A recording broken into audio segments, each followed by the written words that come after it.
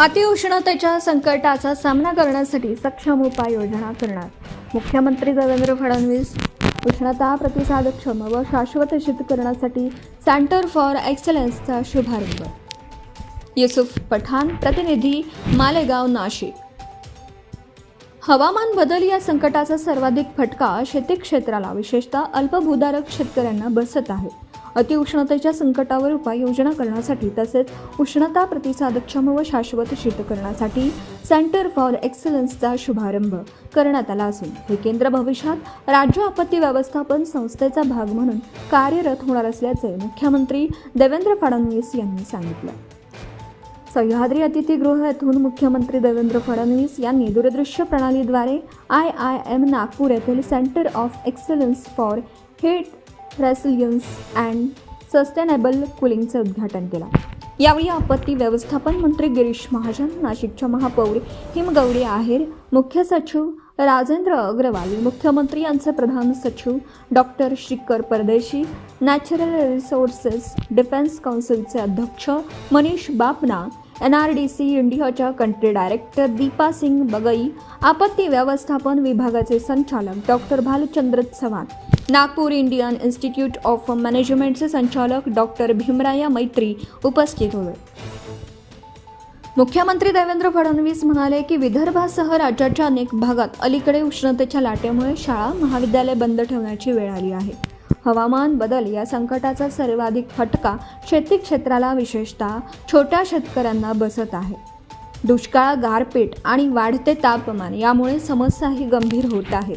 यावर तोडगा काढण्यासाठी सेंटर फॉर एक्सलन्स उपयुक्त ठरणार आहे. या संस्थेमार्फत सुरुवातीला प्राधान्याने उष्ण लाट कृती आराखडा आणि शहरी हवामान कृती आराखड्यांचा आढावा घेऊन प्राधान्य दिलेल्या शहरांना आणि जिल्ह्यांना तांत्रिक अंमलबजावणीसाठी सहाय्य केले जाईल. उष्ण लाट कृती आराखड्यासाठी सक्षम योजना तयार करणे, वार्षिक अंमलबजावणीवर भर देणं, त्यासाठी अधिकारी, आरोग्य कर्मचारी, स्थानिक शहरी नागरिकांसाठी प्रशिक्षण आराखडा तयार करण्यात येणार आहे. मुख्यमंत्री देवेंद्र फडणवीस म्हणाले की शाश्वत विकासासाठी महाराष्ट्र ऊर्जेच्या बाबतीत स्वयंपूर्ण होत आहे.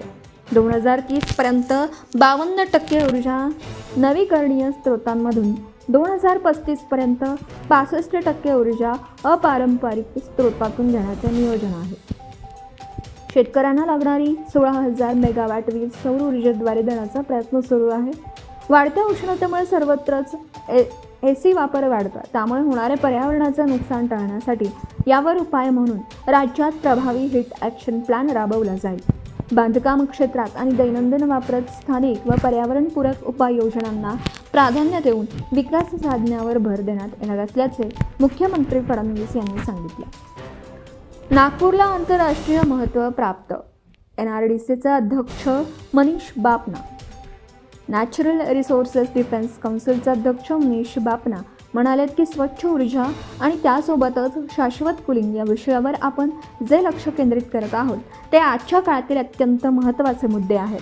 येणाऱ्या वर्षात त्यांचं महत्त्व अधिकच वाढत जाणार आहे.